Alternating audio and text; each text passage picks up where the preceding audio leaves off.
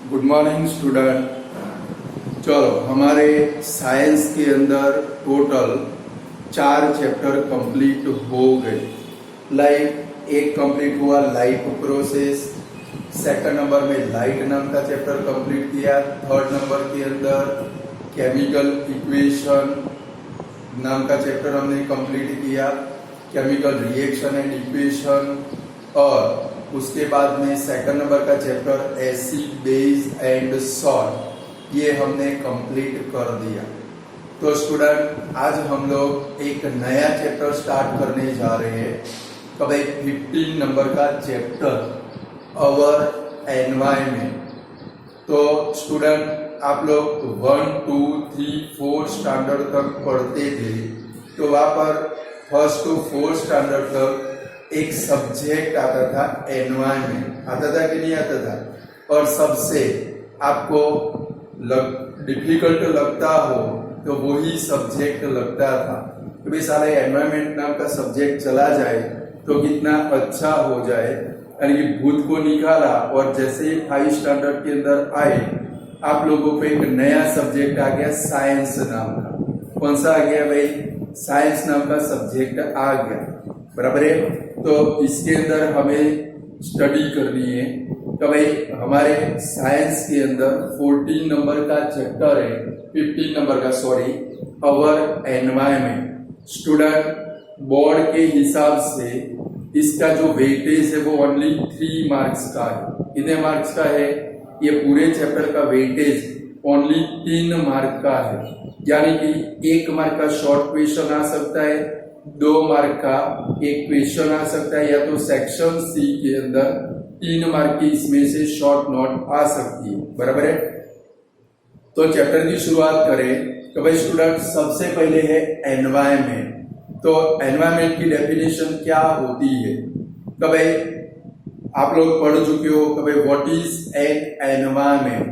तो जितने भी सारे ऑर्गेनिज्म है, तो भाई living organism like plant, animal और ह्यूमन बीइंग, प्लांट, एनिमल और ह्यूमन बीइंग अपने फिजिकल सराउंडिंग के साथ में क्या करते हैं भाई? इंटरेक्ट करते हैं और एक सिस्टम बनाते हैं। वो सिस्टम को हम लोग क्या बोलते हैं भाई? एनवायरमेंट बोलते हैं। Plant, all organism including plant, animal and human beings and their physical surrounding with which they are interact is called environment. All organisms including plant, animal and human beings and their physical surrounding with they which are interact is called environment. यानी कि थोड़ा समझे कि भाई सारे organism like plant, animal और human beings, like आप सब लोग, और आपका जो फिजिकल सराउंडिंग है, वो फिजिकल सराउंडिंग के साथ में आप क्या करते हो भाई? इंटरेक्ट करते हो। लाइक आप ब्रीथिंग करते हो, तो ब्रीथिंग करते हो तो आप क्या करते हो भाई? O2 इंटेक करते हो, CO2 को क्या करते हो भाई? बाहर निकालते हो। यानी कि O2 और CO2 दोनों जो है आपके फिजिकल O2 जो है वो आपके फिजिकल सराउंडिंग में प्रेजेंट है, और उसके साथ में आप क्या करते हो भाई? इंटरेक्ट करते हो। इसको हम लोग क्या बोलते हैं भाई? एनवायरमेंट बोलते हैं। यानी कि व्हाट इज एनवायरमेंट? तो all organism including plant, animal and human beings and their physical surrounding with which they are interact, उसके साथ में वो क्या करते हैं भाई? इंटरेक्ट करते हैं, इज कॉल्ड एन एनवायरमेंट। उसको हम लोग क्या बोलते हैं भाई? एनवायरमेंट बोलते हैं। तो व्हाट इज एन एनवायरमेंट? तो all organism including plant, animal, human beings and their physical surrounding with which they are interact is called environment. उसको हम लोग क्या बोलते हैं भाई? एनवायरमेंट। स्टूडेंट, ये जो एनवायरमेंट है उसके मेन 2 कंपोनेंट है। जो एनवायरमेंट है उसके मेन 2 कंपोनेंट है। एक है बायोटिक कंपोनेंट जो जिंदा है, जैविक, उसको क्या बोलते हैं भाई, बायोटिक कंपोनेंट, और दूसरे एबायोटिक कंपोनेंट यानी कि उसको अजैविक बोलते हैं जो जिंदा नहीं है, लाइक सॉइल, क्लाइमेट, ये सब एबायोटिक कंपोनेंट है। टेम्परेचर, ह्यूमिडिटी, ये सब जो है वो एबायोटिक कंपोनेंट है। यानी कि बायोटिक और एबायोटिक दोनों टाइप के कंपोनेंट एक दूसरे के साथ में कैसे होते हैं भाई, एक दूसरे के साथ में डिपेंडेंट होते हैं। तो भाई बायोटिक कंपोनेंट, तो भाई इकोसिस्टम के मेन दो कंपोनेंट है, बायोटिक कंपोनेंट, दूसरे कौन से, abiotic component.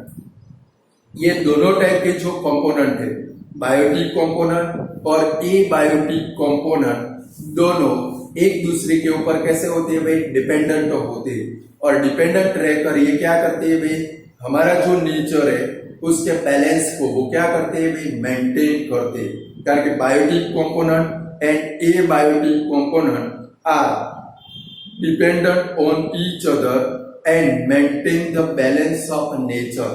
Biotic component and abiotic component are dependent on each other. तो भाई बायोटिक और एबायोटिक दोनों एक दूसरे के ऊपर कैसे होते हैं भाई, dependent, and maintain the balance of nature. वो क्या करते हैं भाई, ये जो हमारा नेचर है उसके बैलेंस को वो क्या करते हैं भाई, मेंटेन करते हैं। लाइक हम लोग अपने फिजिकल सराउंडिंग के साथ में इंटरेक्ट करते हैं और ये नेचर का बैलेंस है उसको क्या करते हैं भाई, मेंटेन करते हैं। लाइक जैसे रेनी सीजन आती है हम लोग नए नए ग्रीन ट्री लगाते हैं और ग्रीन ट्री लगाकर हम लोग क्या करते हैं, जो नेचर है उसके बैलेंस को हम लोग क्या करते हैं भाई, मेंटेन करते हैं। यानी कि अदर वर्ड के अंदर बोले तो भाई, अदर वर्ड के अंदर बोले तो बायोटिक और एबायोटिक, बायोटिक और एबायोटिक दोनों टाइप की जो कम्युनिटी है, यानी कि दोनों टाइप के जो कंपोनेंट है वो दोनों कंपोनेंट कैसे होते हैं भाई, inter related and inter dependent. तो भाई बायोटिक और एबायोटिक दोनों टाइप की जो कम्युनिटी है, दोनों कम्युनिटी कैसी होती है, इंटर डिपेंडेंट, एक दूसरे के ऊपर डिपेंडेंट। तो भाई इंटर रिलेटेड, एक दूसरे के साथ में रिलेटेड भी है, एंड इंटर डिपेंडेंट भी होती है। लाइक बायोटिक और एबायोटिक, हम लोग बायोटिक में आएंगे, अगर सॉइल नहीं होगी तो क्या होगा, सोच लो, हम लोग जिंदा रह सकते नहीं है। अगर टेम्परेचर नहीं होता तो हम लोग जिंदा रह सकते नहीं है।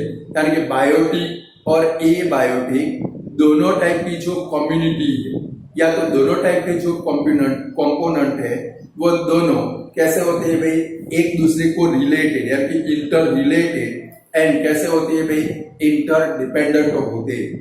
कुछ क्लाइमेटिक फैक्टर है, लाइक इसके ऊपर क्लाइमेटिक फैक्टर भी क्या करते हैं भाई, स्टूडेंट अफेक्ट करते हैं। यानी कि ये जो हमारे आजू बाजू में क्लाइमेट होता है वो क्लाइमेट प्लेस टू प्लेस कैसा होता है भाई, वेराइज होता है। तो भाई climate is also varies from place to place. तो भाई हम लोग जिस एनवायरमेंट के अंदर रहते हैं वहां पर जो क्लाइमेट है वहां से अलग प्लेस के ऊपर जाए तो वहां का क्लाइमेट बिल्कुल कैसा होता है भाई, वेराइज होता है। लाइक आप जिस प्लेस के ऊपर रहते हो वहां पर आप जो बोली बोलते हो वहां से आप 100, 200, 300 किलोमीटर दूर जाओ, वहां की जो लैंग्वेज है थोड़ी क्या हो जाती है भाई, चेंज हो जाती है। लाइक आप साबरकांठा के अंदर रहते हो, जो लैंग्वेज जो बोलते हो महसाणा के अंदर जाओगे वहां की लैंग्वेज थोड़ी चेंज हो जाएगी। और सपोज आप सौराष्ट्र के अंदर काठियावाड़ में जाते हो तो वहां पर पूरी लैंग्वेज क्या हो जाती है भाई, चेंज हो जाती है। सेम स्टूडेंट हम लोग तो भाई सपोज यहाँ से कुल्लू मनाली और शिमला घूमने जाए, तो भाई कुल्लू मनाली और शिमला घूमने जाए तो हमारे आजू बाजू में अभी जो एनवायरमेंट प्रेजेंट है उसके अंदर जो ऑक्सीजन प्रेजेंट है उसका लेवल वहां पर जाए तो बिल्कुल क्या हो जाता है भाई, चेंज हो जाता है। सेम आपके ही विलेज का एग्जांपल ले ले, आप कभी घूमने निकले हो खेत के अंदर तो वहां पर थोड़े थोड़े प्लेस के ऊपर जो सॉइल है वो सॉइल का स्ट्रक्चर बिल्कुल कैसा हो जाता है भाई, अलग।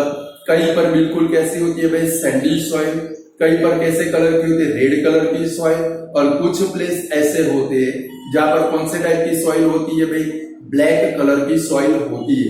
यानी कि जो क्लाइमेट है, कभी ऑर्गेनिज्म जिसके अंदर रहते हैं वो क्लाइमेट प्लेस टू प्लेस कैसा होता है भाई, वेराइज होता है। उसके अंदर कभी इंक्लूडिंग होता है कभी क्लाइमेटिक फैक्टर यानी कि सॉइल की टोपोग्राफी और सॉइल का जो स्ट्रक्चर है वो प्लेस टू प्लेस एक दूसरे से कैसा होता है भाई, डिफरेंट होता है। सेम वाटर लेवल भी एक प्लेस से दूसरे प्लेस के ऊपर कैसा होता है भाई, डिफरेंट होता है। लाइक हिम्मतनगर के अंदर बोर करें तो 200 फीट डीप में से वाटर मिले, ऐसा ही सेम हम लोग ईडर तालुका के अंदर जाकर बोर करें तो 500 फीट डीप से हमें क्या मिलता है भाई, वाटर मिलता है। कारण कि सॉइल की स्ट्रक्चर और उसकी टोपोग्राफी एक दूसरे से बिल्कुल कैसी होती है भाई, डिफरेंट होती है। कारण कि ये सारे जो फैक्टर है स्टूडेंट, इनके अंदर कोई भी माइनर चेंज हो जाए, कभी ये सारे जो फैक्टर है इनके ऊपर थोड़ा भी चेंज हो जाए, माइनर चेंज हो जाए, इसकी एडवर्स इफेक्ट किसके ऊपर होती है भाई, जो ऑर्गेनिज्म प्रेजेंट है वो ऑर्गेनिज्म के ऊपर उसकी क्या होती है भाई, एडवर्स इफेक्ट। लाइक आप जिस एनवायरमेंट के अंदर रहते हो वहां पर ऑक्सीजन का लेवल डिक्रीज हो जाए, आपके ऊपर उसकी क्या होती है भाई, adverse effect. Suppose summer season में हमारे यहाँ पर 45 डिग्री सेंटीग्रेड टेम्परेचर रहता है और सपोज सीधा 50 डिग्री टेम्परेचर हो जाए, इसकी हमारे ऊपर तुरंत क्या होती है भाई, एडवर्स इफेक्ट। वो हीट एनर्जी को हम लोग बेर कर पाते नहीं, सहन कर पाते नहीं, के सारे फैक्टर के ऑर्गेनिज्म के ऊपर क्या होती है भाई, इफेक्ट होती है।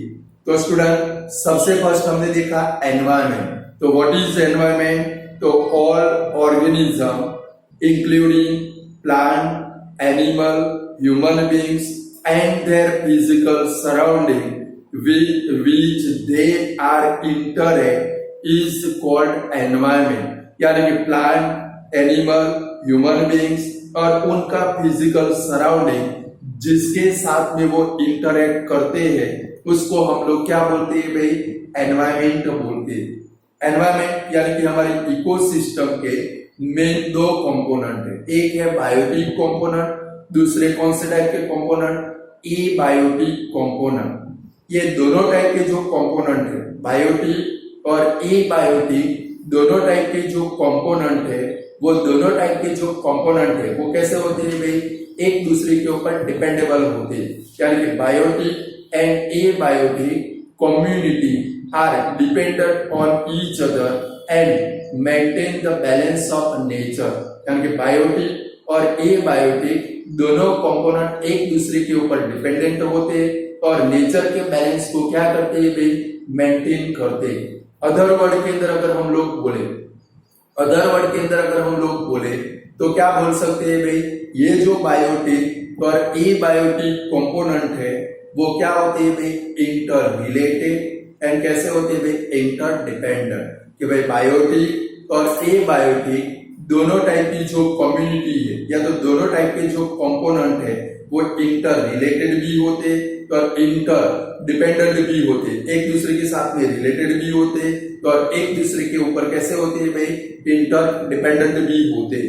सेम ये जो हमारे आजू बाजू में क्लाइमेट है वो क्लाइमेट भी प्लेस टू प्लेस कैसा होता है भाई, वेराइज। यानी कि सपोज आप हिम्मतनगर के अंदर रहते हो, वहां का पानी पियो, अभी तो आप लोग वो मिनरल वाटर प्लांट का पानी पीते हो, बट टैप में से जो वाटर आता है, बोरवेल में से जो वाटर आता है वो वाटर पियो, या से 15 किलोमीटर दूर जाकर किसी भी विलेज में से वाटर पियो, तो दोनों वाटर का टेस्ट बिल्कुल एक दूसरे से कैसा होता है भाई, डिफरेंट होता है। उसका मेन कॉज कौन सा है भाई, क्लाइमेटिक फैक्टर। और क्या है भाई, क्लाइमेटिक फैक्टर। यानी कि क्लाइमेट भी प्लेस टू प्लेस कैसा होता है भाई, वेराइज होता है। लाइक सॉइल का स्ट्रक्चर, सॉइल की टोपोग्राफी एक दूसरे से बिल्कुल कैसे होती है भाई, डिफरेंट। एक ही विलेज के अंदर डिफरेंट टाइप की सॉइल हमें देखने को मिलती है। Red soil, Sandy soil, clayey soil, black soil, ऐसे डिफरेंट टाइप की सॉइल हमें क्या होती है भाई, अपीयर होती है। तो स्टूडेंट अगर ये फैक्टर के अंदर कोई भी टाइप का चेंज हो जाए, ये जो क्लाइमेटिक फैक्टर है, क्लाइमेटिक फैक्टर के अंदर कोई भी टाइप का थोड़ा सा भी चेंज हो जाए तो जितने भी सारे ऑर्गेनिज्म है वो सभी ऑर्गेनिज्म के ऊपर, प्लांट के ऊपर, एनिमल के ऊपर, ह्यूमन बीइंग्स के ऊपर इसकी क्या होती है भाई, इफेक्ट होती है, एडवर्स इफेक्ट। क्या होती है भाई, एडवर्स इफेक्ट, और ये जो चेंज है उसके लिए, उसकी लाइफ के लिए बिल्कुल कैसे बन जाते हैं भाई, डिस्कम्फर्ट बन जाते हैं। कैसे बन जाती है भाई, डिस्कम्फर्ट। तो स्टूडेंट ये चैप्टर के अंदर हमें इकोसिस्टम पढ़नी है, इकोसिस्टम, फिर कंपोनेंट ऑफ इकोसिस्टम की स्टडी करनी है, फिर फूड चेन की स्टडी करनी है, फूड वेब की स्टडी करनी है, फिर ओजोन लेयर और उसका डिप्लेशन, ओजोन लेयर उसका डिप्लेशन, फिर हाउस होल्ड जो गार्बेज बनता है, वेस्ट का मैनेजमेंट हमें देखना है, बराबर है। तो भाई चैप्टर के अंदर हमें किसकी स्टडी करनी है, फर्स्ट तो वेस्ट डिस्पोजल और उसका मैनेजमेंट, उसकी स्टडी करनी है। सेकंड नंबर इकोसिस्टम और इकोसिस्टम के कंपोनेंट की स्टडी करनी है। थर्ड नंबर के अंदर फूड चेन और फूड वेब की स्टडी करनी है। नेक्स्ट नंबर में किसकी स्टडी करनी है हम लोगों को, जो ग्लोबल प्रॉब्लम है यानी कि ओजोन लेयर और उसका जो डिप्लेशन होता है उसकी हमें स्टडी करनी है। तो स्टूडेंट हम लोग सबसे फर्स्ट शुरुआत करेंगे कि भाई वेस्ट डिस्पोजेबल मैनेजमेंट, कि भाई वेस्ट डिस्पोजेबल मैनेजमेंट। यहाँ पर फर्स्ट क्वेश्चन है कि भाई what are called waste and how the waste are managed. तो भाई what are called waste, give the classification of waste. कारण कि स्टूडेंट पेपर के अंदर वेस्ट नाम का कोई भी क्वेश्चन आपको दिखे, चेंज करके भी रखे, तो ये क्वेश्चन में आंसर मैं आपको जो समझाऊं वही लिखना है, बराबर है। तो भाई what are called waste, give the classification of waste. तो भाई वेस्ट किसको बोलते हैं, वेस्ट का क्लासिफिकेशन क्या करो भाई, एक्सप्लेन करो। तो सबसे पहले हम लोग देखेंगे वेस्ट, क्या देखेंगे स्टूडेंट,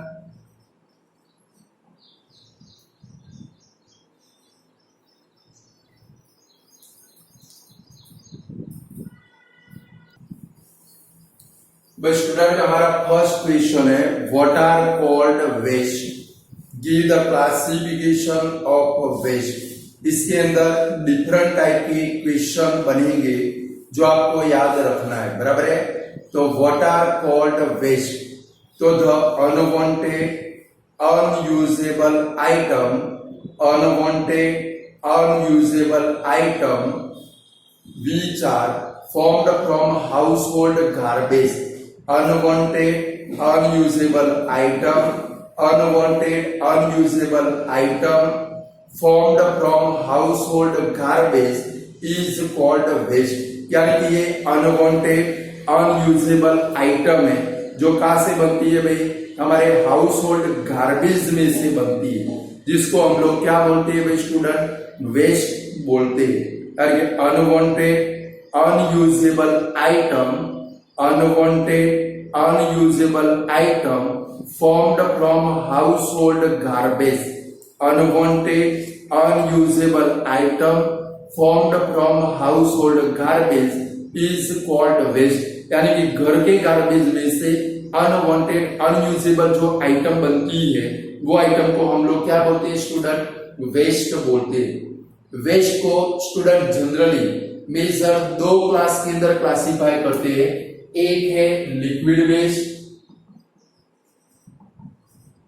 और दूसरा कौन सा है वेस्ट स्टूडेंट, सॉलिड वेस्ट। भाई वेस्ट को जनरली मेजर दो क्लास के अंदर क्लासिफाई करते हैं, फर्स्ट है सॉलिड वेस्ट, दूसरा कौन सा है भाई, लिक्विड वेस्ट। स्टूडेंट जो लिक्विड वेस्ट है वो लिक्विड वेस्ट को आप इजीली क्या कर सकते हो भाई, सॉलिड वेस्ट के सामने इसको हम लोग इजीली हैंडल कर सकते हैं। स्टूडेंट जो लिक्विड वेस्ट बना वो लिक्विड वेस्ट को सॉलिड वेस्ट के सामने हम लोग इजीली क्या कर सकते हैं भाई, हैंडल कर सकते हैं। लाइक आप लोगों ने सब्जी कटिंग की और वाटर के अंदर डाले, सब्जी निकाल दी, तो अब जो वेस्ट बना वो कौन से टाइप का वेस्ट है, लिक्विड वेस्ट है। वो वेस्ट को आप इजीली हैंडल कर सकते हो, गटर के अंदर भी डाल सकते हो, या तो घर के पिछवाड़े हिस्से में डाल दोगे तो भी वो क्या हो जाएगा, ड्राई हो जाएगा। सेकंड नंबर, सपोज खाना खाने के बाद सारे बर्तन साफ कर दिए तो उसमें से क्या निकलता है भाई, लिक्विड वेस्ट निकलता है। क्या निकलता है भाई, लिक्विड वेस्ट। वो लिक्विड वेस्ट को आप इजीली क्या कर सकते हो भाई, हैंडल कर सकते हो। तो स्टूडेंट वेस्ट को मेनली जनरली कितने क्लास में क्लासिफाई करते हैं, मेजर 2 ग्रुप में क्लासिफाई करते हैं। फर्स्ट कौन सा, लिक्विड वेस्ट, सेकंड कौन सा, सॉलिड वेस्ट। जो लिक्विड वेस्ट है वो इजीली सॉलिड वेस्ट के सामने लिक्विड वेस्ट है वो इजीली क्या हो जाता है भाई, हैंडल हो जाता है। तो इसको हम लोग इजीली क्या कर सकते हैं भाई, डिस्पोज कर सकते हैं। सेकंड नंबर का वेस्ट है वो कौन सा वेस्ट है स्टूडेंट, सॉलिड वेस्ट। कौन सा है भाई, सॉलिड वेस्ट। यानी कि सॉलिड वेस्ट यानी कि हमारे किचन के अंदर से निकलने वाला मोस्ट ऑफ जो वेस्ट है वो कौन से टाइप का वेस्ट है भाई, सॉलिड वेस्ट है।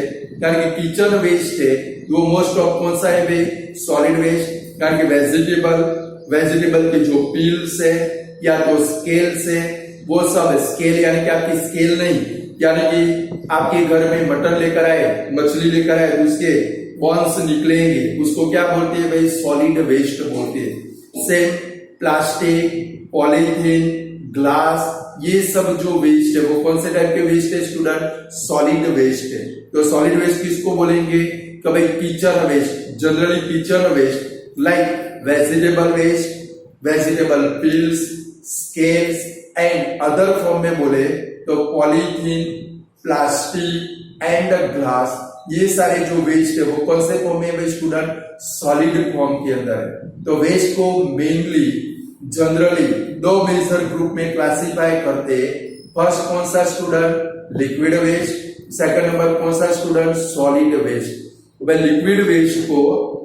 लिक्विड वेस्ट को हम लोग सॉलिड वेस्ट के सामने इजीली क्या कर सकते हैं भाई, हैंडल कर सकते हैं।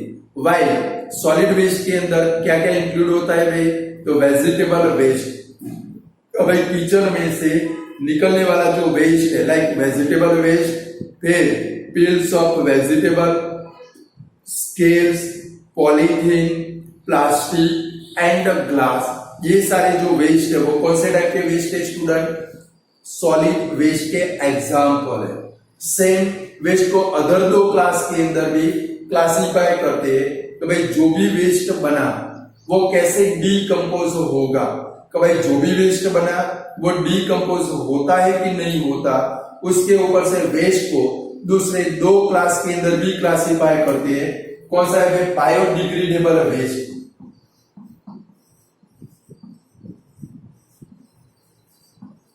बायोडिग्रेडेबल वेस्ट, और दूसरा कौन सा है भाई, नॉन बायोडिग्रेडेबल वेस्ट।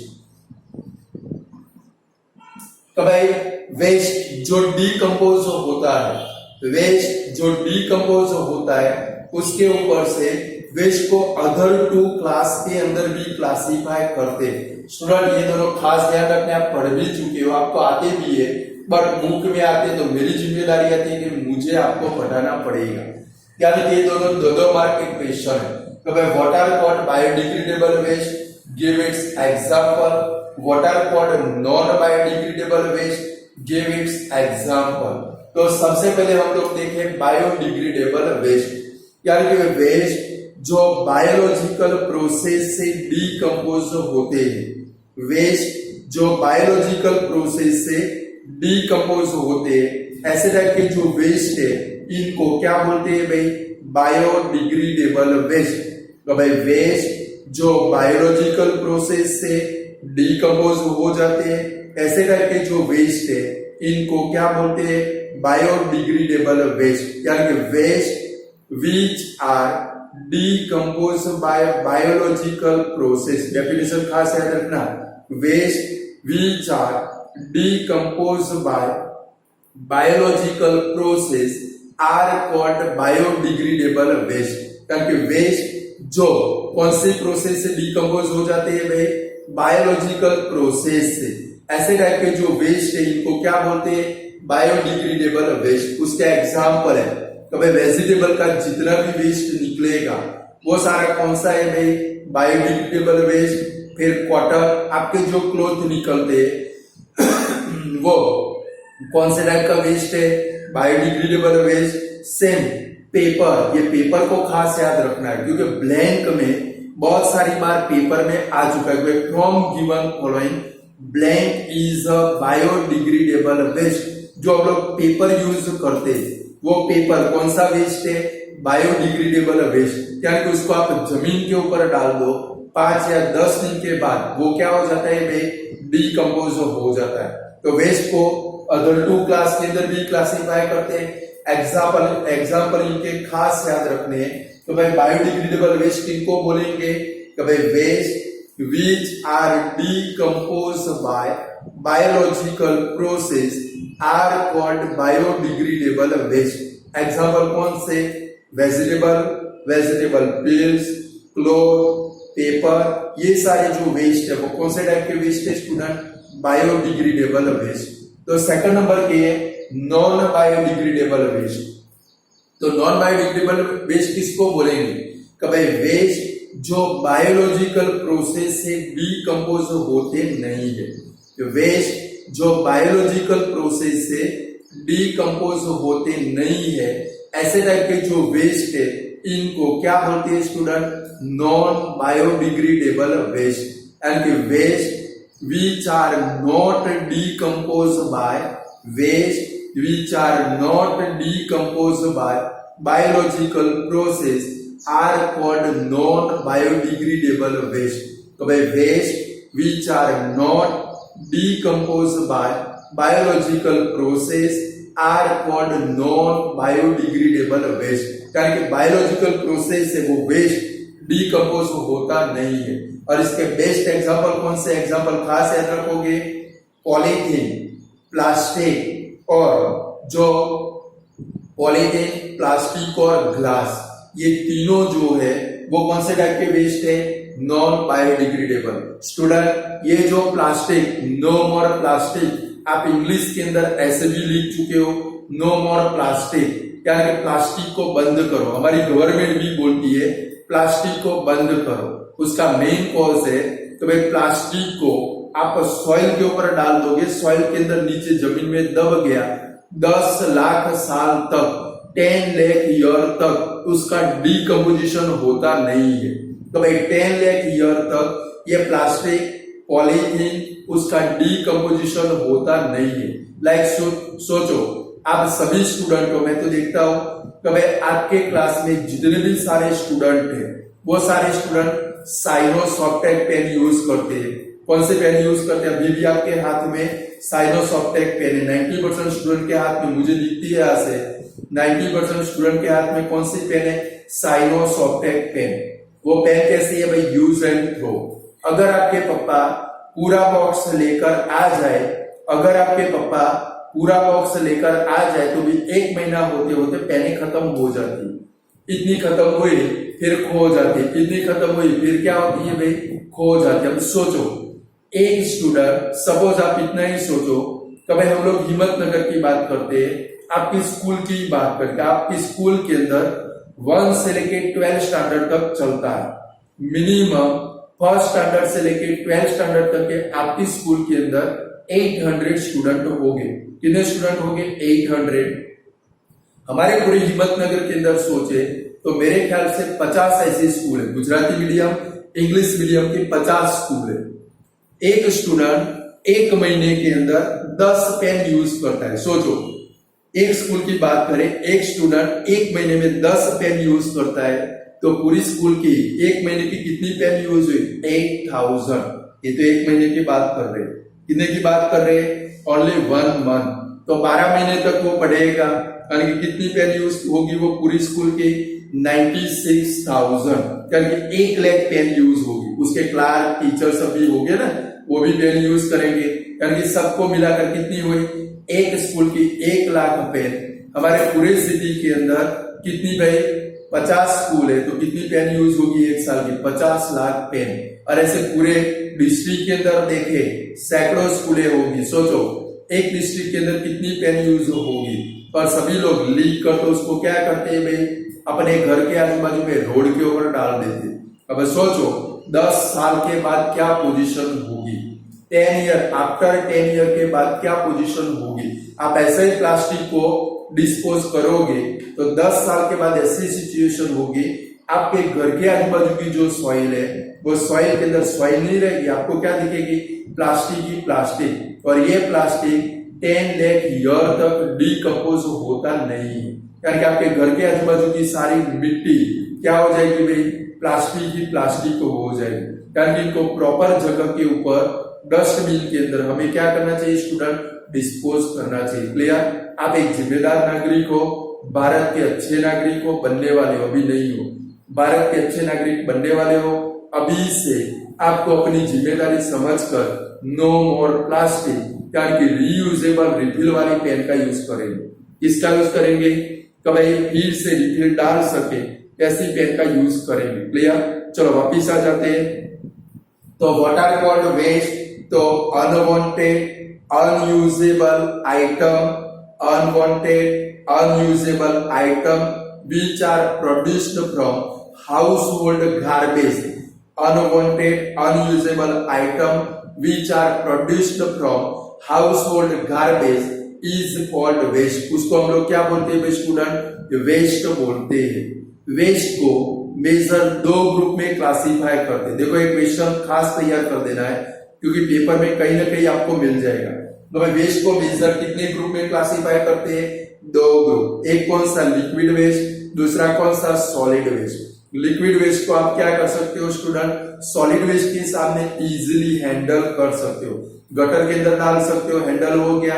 घर की आजू बाजू में जो खुली जगह है वहां पर डाल दो, इजीली वो क्या हो जाएगा, हैंडल हो जाएगा।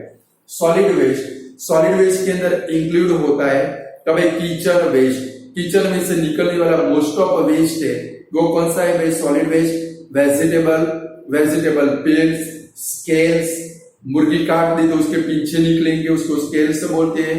फिर ग्लास, प्लास्टिक और पॉलीथीन, ये कौन से टाइप के वेस्ट है, सॉलिड वेस्ट। फिर स्टूडेंट डिकम्पोज होने के हिसाब से वेस्ट को अदर दो क्लास के अंदर भी क्लासिफाई करते हैं। फर्स्ट है बायोडिग्रेडेबल वेस्ट, दूसरा है नॉन बायोडिग्रेडेबल वेस्ट। फर्स्ट देखिए बायोडिग्रेडेबल वेस्ट, इसकी डेफिनेशन आनी चाहिए तो भाई waste which are decompose by biological process, waste which are decompose by biological process are called biodegradable waste. Example कौन से लिखेंगे स्टूडेंट इसके अंदर, तो एग्जाम्पल आर वेजिटेबल वेस्ट, दूसरा क्या लिखेंगे पेपर, फिर क्या लिखेंगे कॉटन। ये सारे जो वेस्ट है वो कौन से टाइप के वेस्ट है, बायोडिग्रेडेबल वेस्ट। सेकंड है नॉन बायोडिग्रेडेबल वेस्ट, यानी कि waste which are not decompose by, waste which are not decompose by biological process are called non biodegradable waste, यानी कि waste which are not decompose by biological process are called non biodegradable waste. Example कौन से, plastic, polythene and glass, ये तीनों non biodegradable waste है। बोलो student, अगर waste वाला क्वेश्चन आया आप लिख पाओगे पक्का? तो अब हम लोग आगे बढ़े। अब हमें आगे बढ़ना है इकोसिस्टम के अंदर।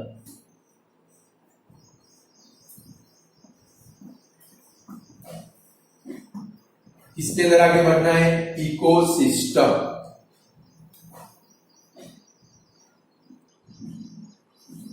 तो स्टूडेंट इकोसिस्टम में से अलग अलग टाइप के क्वेश्चन बनेंगे। मैंने एक ही क्वेश्चन के अंदर सारे इंक्लूड कर दिए, जो क्वेश्चन बनेंगे वो मैं आपको बोलूंगा। भाई फर्स्ट है what is ecosystem, explain it. फिर सेकंड नंबर का 3 मार्क का क्वेश्चन बनेगा explain the component of an ecosystem. तो इकोसिस्टम के कंपोनेंट बायोटिक कंपोनेंट और एबायोटिक, मैंने नीचे एरो करके लिए देखो पैम्पलेट के अंदर। तब एक कंपोनेंट ऑफ एन इकोसिस्टम।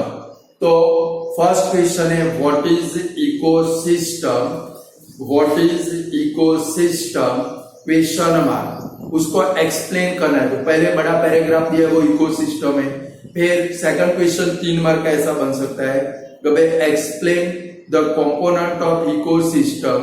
तो उसके अंदर बायोटिक और एबायोटिक दोनों टाइप के कंपोनेंट हमें लिखने। जहां पर जो भी क्वेश्चन आएगा उसका आंसर समझते समझते जाएंगे। तो सबसे फर्स्ट हम लोग समझते इकोसिस्टम। तो इकोसिस्टम किसको बोलते हैं स्टूडेंट? तो जितनी भी सारी बायोटिक कम्युनिटी है, जितनी भी सारी बायोटिक कम्युनिटी है, वो सारी बायोटिक कम्युनिटी एक दूसरे के साथ में मिलकर अपने फिजिकल एनवायरनमेंट के साथ में, सारी बायोटिक कम्युनिटी कंबाइन होकर अपने फिजिकल एनवायरनमेंट के साथ में एक इंटरएक्टिंग सिस्टम बनाएगी। वो जो इंटरएक्टिंग सिस्टम है उसको हम लोग क्या बोलते हैं? इकोसिस्टम। अच्छे से समझो, जितनी भी सारी बायोटिक कम्युनिटी है, वो सारी बायोटिक कम्युनिटी एक दूसरे के साथ में जुड़ कर यानी टूगेदर और अपने फिजिकल एनवायरनमेंट के साथ में क्या करेगी भाई? एक इंटरएक्टिंग सिस्टम बनाएगी।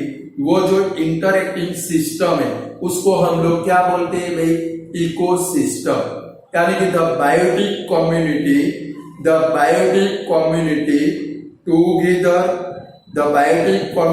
Together and its physical surrounding and its physical environment form an interacting system is called ecosystem. The biotic community together, सारी बायोटिक कम्युनिटी एक दूसरे के साथ में जुड़ जाएगी एंड their physical environment, उनका physical environment form an interacting system, एक दूसरे के साथ में मिलकर वो क्या बनाएंगे? इंटरएक्टिंग सिस्टम बनाएंगे। वो इंटरएक्टिंग सिस्टम है उसको हम लोग क्या बोलते हैं स्टूडेंट? इकोसिस्टम बोलते हैं। यानी कि the biotic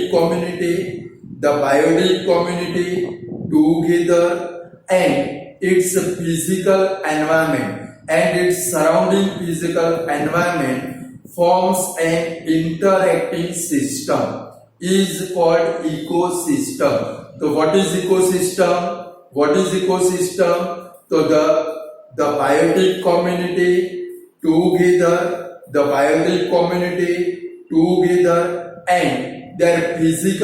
and their surrounding physical environment forms an interacting system is called ecosystem। कि भाई बायोटिक कम्युनिटी टूगेदर होकर अपने फिजिकल एनवायरनमेंट के साथ में मिलकर एक इंटरएक्टिंग सिस्टम बनाएंगे। वो जो इंटरएक्टिंग सिस्टम है उसको हम लोग क्या बोलते हैं भाई? इकोसिस्टम बोलते हैं। स्टूडेंट, इकोसिस्टम के अंदर ऑल ऑर्गेनिज्म, तो भाई इकोसिस्टम के अंदर all organism, plant, animal, human beings and their physical surrounding. तो भाई इकोसिस्टम में ऑल ऑर्गेनिज्म कौन से होंगे? प्लांट, एनिमल, ह्यूमन बीइंग्स और उनका फिजिकल सराउंडिंग मिलकर एक इंटरएक्टिंग सिस्टम बनाएगा और एक दूसरे के साथ में इंटरएक्ट करेंगे। और ये जो नेचर है वो नेचर के बैलेंस को वो क्या करते हैं भाई? मेंटेन करते हैं।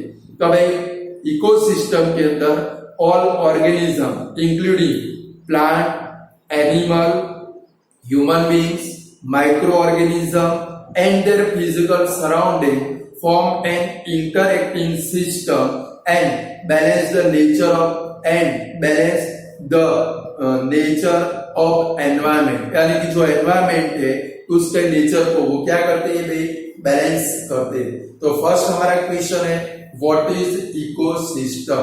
यानी कि the biotic community together and their physical environment forms an interacting system is called ecosystem. कि बायोटिक कम्युनिटी टूगेदर होगी तो अपने फिजिकल एनवायरनमेंट के साथ में मिलकर वो इंटरएक्टिंग सिस्टम बनाएंगे। वो इंटरएक्टिंग सिस्टम को हम लोग क्या बोलते हैं भाई? इकोसिस्टम बोलते हैं। कोई भी इकोसिस्टम के अंदर ऑल ऑर्गेनिज्म, सारे ऑर्गेनिज्म इंक्लूडिंग कौन होंगे?